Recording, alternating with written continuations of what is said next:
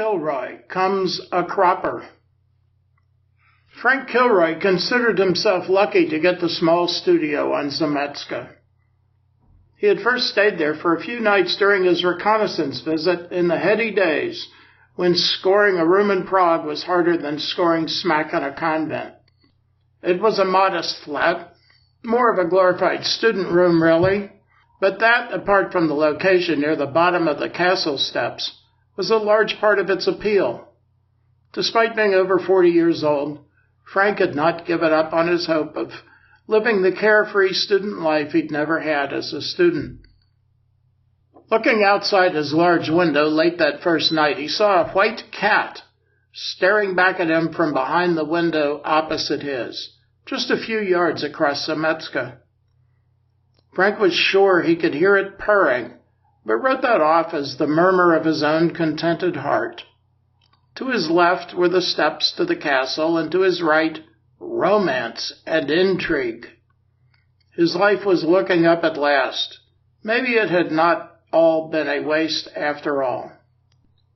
Emerging from his building that first morning, Frank basked in the reflected light of the smiling windows. The sun, glistening off the glass, reminded him of a toothpaste commercial from his Eisenhower childhood. Even the white cat, still perched in the same window, seemed to be smiling. It was the beginning of a perfect day, no clouds to spoil the horizon. Setting off on the 5-minute walk to his office, Frank's heart soared in joyful anticipation of the new life beckoning him forward. But, just to be on the safe side, he bought a copy of the Prague Sex Guide at a kiosk along the way and hid it in his briefcase. It did not take long for Frank's optimism to stumble.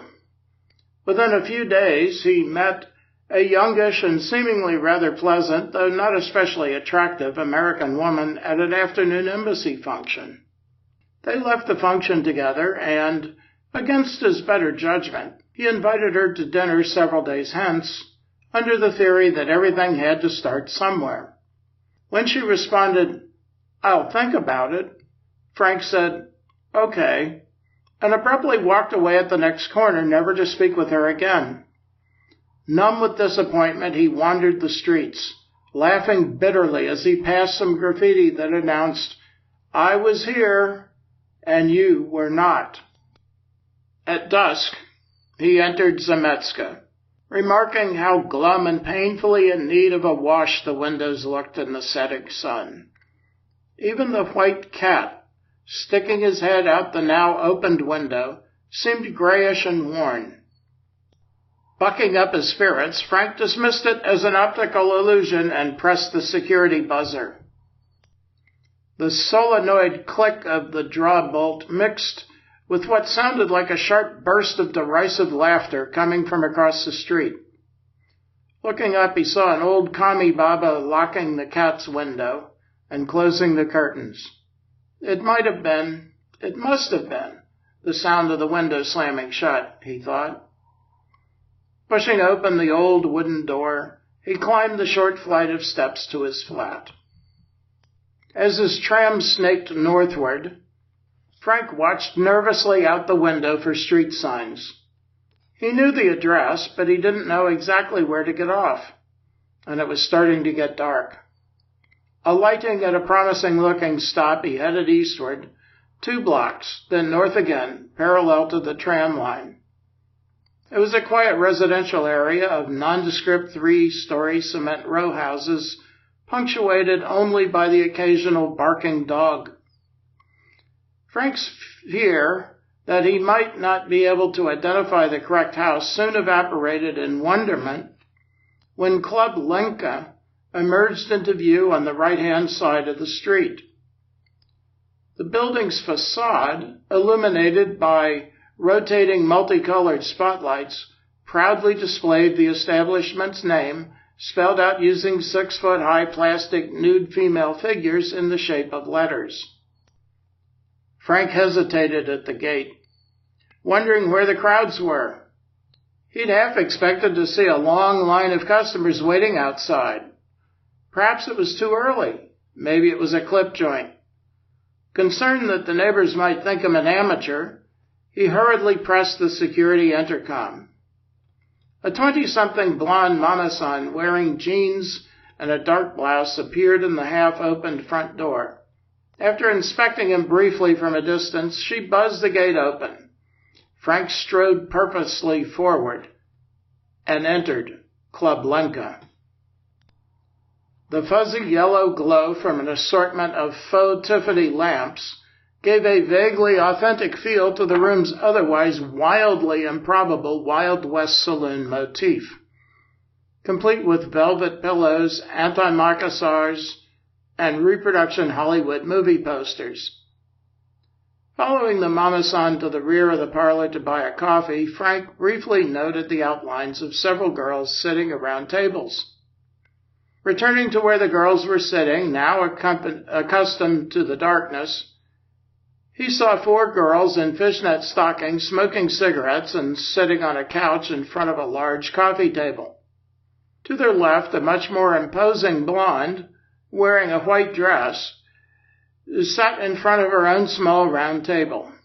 The fishnet 4 greeted him rather indifferently, perhaps self-conscious of their poor English, but the loner gave him a dazzling smile, and with a twinkle in her eye said, "Hello, I am Dasha. Would you like to sit?"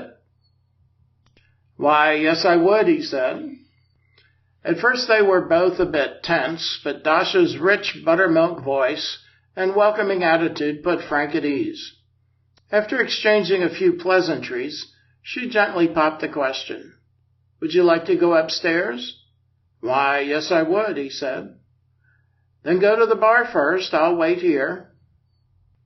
Frank returned to find Dasha standing tall, very tall, probably over 5 feet 10 inches tall, though still only 2 inches taller than Frank. He was surprised but quite pleased, especially by the marvelously inviting cantilevered bulk of her upper torso, the proportions of which had previously been obscured. Lithe and athletic in the long white dress, she was the very definition of style and sophistication, and a far cry from the smirking fishnet 4. "Follow me, please," she said. Up they went, leaving the smirks behind them. Some time later, exhaling in deep capitulatory repose, Frank luxuriated in the vision of what a sweet, demure young lady Dasha was, except perhaps for the small matter of the Harley logo and handlebars on her lower back. But that, she explained, was a painted decal, not a tattoo, and it would quickly fade unless reapplied. "Why did you pick me?" she asked, suggesting her new hairdo as a possibility. "Because you smiled and paid attention to me," Frank answered. Dasha seemed surprised and stared into the distance for a few moments before asking, "Will you come back?" Frank almost blurted out, "Sweet baby Jesus of Prague, are you kidding?" Instead, he simply said, "Of course I will." Dasha's face lit up like a Christmas tree, and much to Frank's delight, she gave him 1 for the red to seal the deal. A knock on the door told them their hour was up. They'd had one hell of a time. The goose hung high as Frank entered Zámecké that night, the echo of his footfall dancing gaily from pillar to post. That gave him an idea. In his best full-throated voice, he sang out, "Hello," and waited. One clearly audible hello bounced back. It was enough. Belting out hello, hello, hello in rising tones, he created the Three Stooges' hallowed hello of harmonic conversion, capping it off with a commanding hello. He looked up to find the white cat smiling down on him. Yes, improbable though it might seem, that cat could smile. Even the old Kami Baba was smiling, a sight far stranger indeed than a smiling cat. Frank trod the stairs to his room. It was late, but he hardly felt like sleeping. Through his window he saw the white cat wink at him and wave, just before the still smiling Baba closed the curtains for the night. The windows smiled at him, tinkling like a wind chime as they curled upwards at each end. It was the perfect end to a perfect day. He had arrived.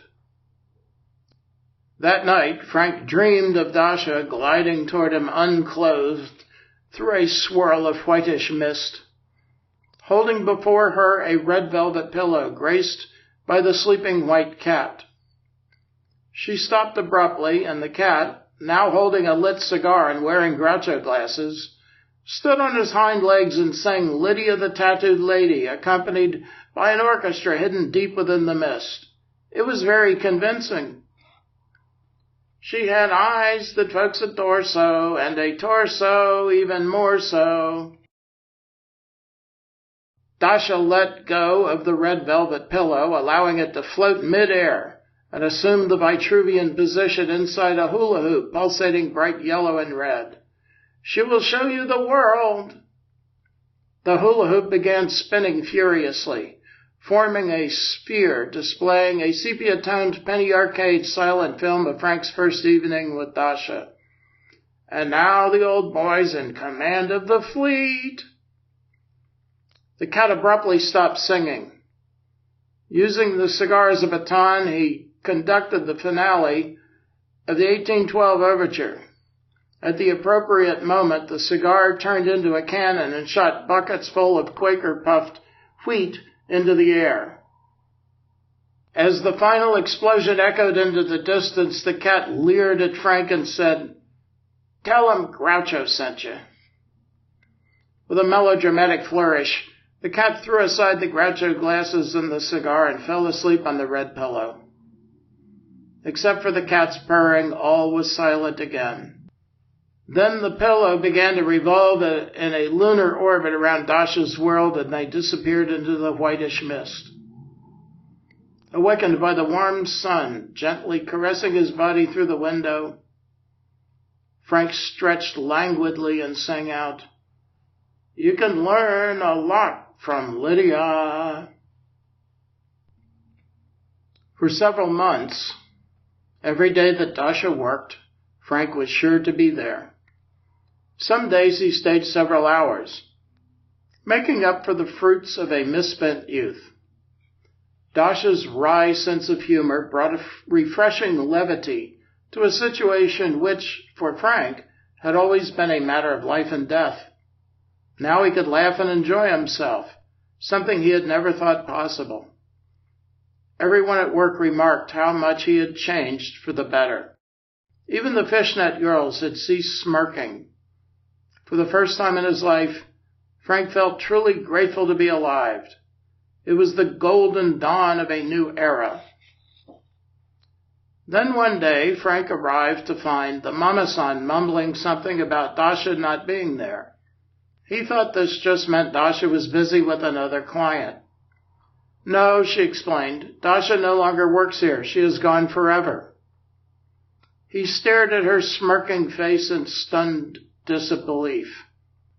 Giggling with obvious delight, she said, "Do you want one of the other girls?" Struggling to breathe, Frank stumbled back to the empty street in silence, the mama-san's giggling burning a hole in his soul. The old anxiety buzz returned, gripping him by the throat and shooting to his forehead where it lodged just behind his eyes, causing them to bulge. He lurched through the streets on foot for many hours, hoping to catch a glimpse of Dasha, but she was nowhere to be found. Then finally he reached Zámecké, now pitch black and smelling like the inside of a mushroom's coffin. As he entered the street, the buildings on both sides leaned towards each other to form a tunnel of darkness. A deep baritone voice repeatedly intoned, "Loser," causing the ground to tremble underfoot as Frank plodded toward the old wooden door. Upstairs, amazed by how quickly everything had unraveled, Frank sullenly contemplated life without Dasha. Unable to imagine finding another like her, he saw an endless string of disappointments stretching out into the distance as far as the mind's eye could see, a bitter continuation of his desolate past. Even the flat, supposedly his little piece of heaven on earth, now looked more like what it really was, a dusty little student room with bad plumbing. It was not supposed to have been like this.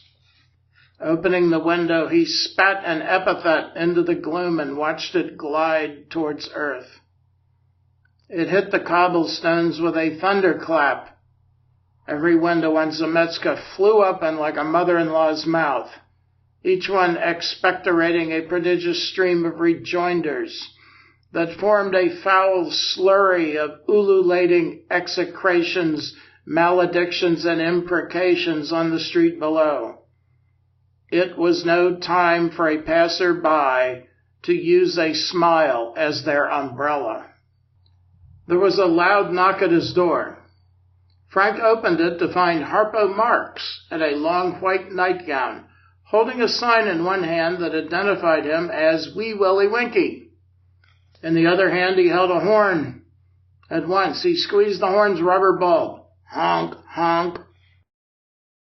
Wee Willie dragged Frank to the window. The white cat was back in his perch, waving furiously and gesturing toward the street. The cat disappeared. A few moments later, Dasha emerged from the entryway to the cat's building.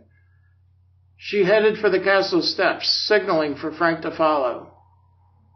He raced down the stairs with Wee Willie honking him forward from behind. They reached the street and turned toward the castle. With the dazzling Dasha leading the way in her flowing white dress and Wee Willie honking up the rear, Frank easily mounted the steep steps in light-hearted pursuit of his lady love. Higher and higher they went. They seemed to be floating on air. At the Golden Lane, Frank stopped to stare at a large wooden war horse urinating prodigiously into the gutter, forming a mighty stream of sun-ripened effluent that roiled past Humpty Dumpty singing, "I'll cry a river over you." Wee Willie found this very amusing and bent over in silent laughter. But by now they had lost track of Dasha, who waits for no man. So on they went to the castle, searching for her high and low. Honk, honk, honk, honk. In a great hall with a wall of windows facing the city, the Three Stooges welcomed them. Hello, hello, hello, hello, and pointed to a large black door slowly closing behind Dasha as she faded into a bright white light. The door clicked shut just as Frank reached it. On it were painted the words, "To the Egress." Frank flew at the door, pounding with all his might. His Herculean exertions finally bore fruit when a small crack appeared in the door. He tore furiously at that crack, eventually ripping the door asunder, and plunged through the opening screaming, "Dasha!" Honk, honk. A reedy tongue of bluish smoke swirled upward through the chill on Zámecké, licking a naked bulb that glared down on the cigar's owner, a man clad in a beige trench coat and black felt fedora. As the examining coroner, Barkov knew the newspaper reports of Frank Kilroy's death had been largely accurate, especially as he'd been the source of most of them. Kilroy was dead before he hit the ground due to heart failure brought about by an extreme surge of adrenaline. The latter had been necessary to produce the extraordinary strength Kilroy needed to smash through the windows with his bare hands. In what had certainly been the understatement of his 30-year career, Barkov had described the deceased's hands, or what was left of them, as, quote, showing evidence of extreme trauma, unquote. How Kilroy had gained entrance to the Prague castle at 3 a.m. remained a mystery, but that was a matter for the police, not Barkov. The peculiar circumstances surrounding Kilroy's death had drawn international attention, including the obligatory media witticisms such as the story entitled No Manure to Break His Fall, the story of Prague's first self-defenestration. Unfortunately, it also roused the embassy people out of their customary lethargy. Always on the lookout for ways to justify additional funding, officials in the American and Czech governments had been seriously disappointed to find no links to drugs, AIDS, terrorism, or human trafficking. In fact, Barkov had almost lost his job when he refused to manufacture evidence that would keep their funding fire hoses spurting. The only interesting item found on Kilroy's person was a discount coupon valid for 10% off at Club Lenka. Such things were commonplace in Prague, but its location, hidden under the sole of Kilroy's right foot inside his sock, was a bit odd. Barkov had palmed it during the autopsy and kept it out of the reports. Barkov reached into the breast pocket of his jacket for a fresh cigar. No point in quitting now, he thought, and fired it up with a Club Lenka coupon.